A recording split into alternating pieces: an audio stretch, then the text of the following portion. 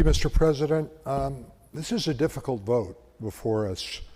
I think we're being asked to take a whole lot on faith with this $210 million expenditure. And I really appreciate the comments of the senator from the Santiam Canyon.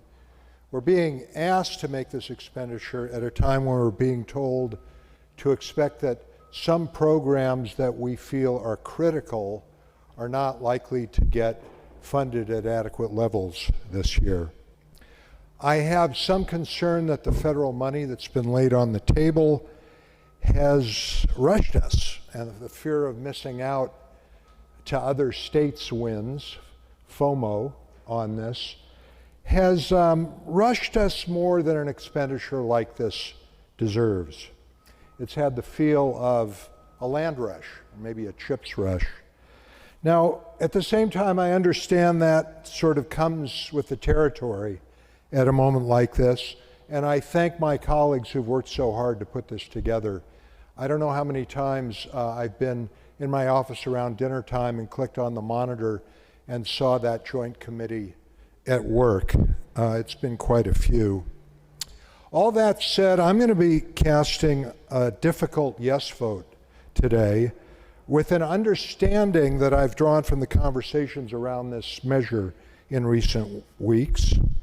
This bill leaves a tremendous amount of money, a large majority of these dollars, with great latitude on how it will be spent. There are some who favor spending it on direct financial incentives to the semiconductor industry, and because of the mixed record of roughly similar incentive programs like that, I am not in that camp. There are just too many instances where the sideboards put on to secure the taxpayers' investment have not worked out as planned. The camp I'm in favors spending most of the money on directly strengthening Oregon, infrastructure, fortifying workforce training, and investing more in the relevant sectors of higher education that desperately need it, so that we have a compelling case to attract high-tech industry to Oregon, not just right now, but through a competition among states that will certainly continue long after the CHIPS Act funds expire. That's a no-lose choice. My yes vote assumes that a lot of this money will go to the kind of capacity building expenditures that, because I don't think there's a way to go wrong if we do that, however this current competition comes out. Mr. President, this bill is based on a goal that I think we all share, increasing Oregon's prosperity. My hope is that we all agree that central to that is broadening Oregon's prosperity to more and more people who haven't been sharing it.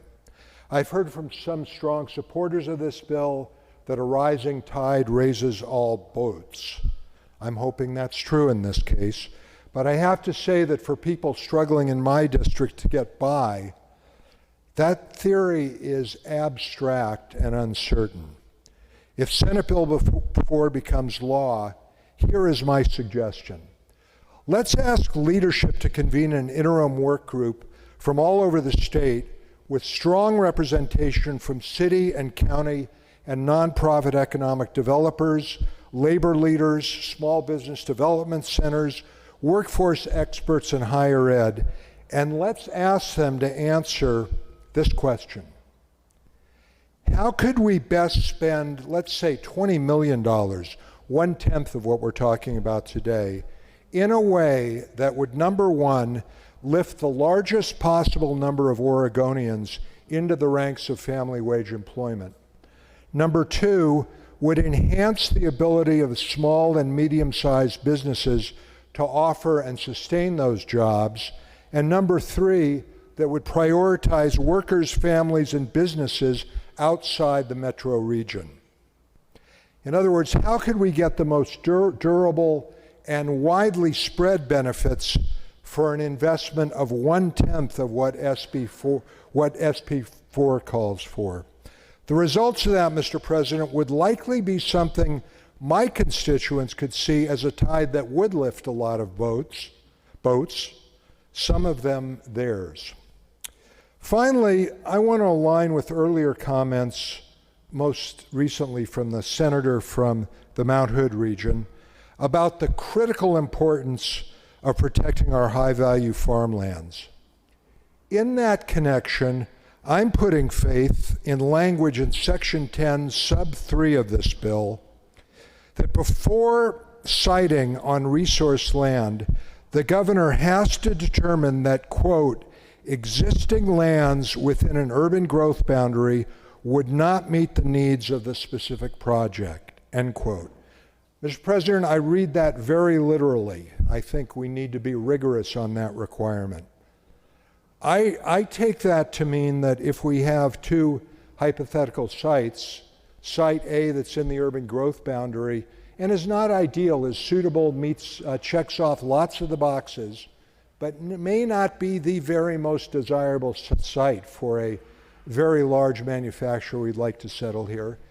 And Site B that is resource land and is the number one choice of this hypothetical firm, semi-chip firm, that doesn't meet, we pick Site A in that condition because the condition in the bill that no other site can meet the need is not met.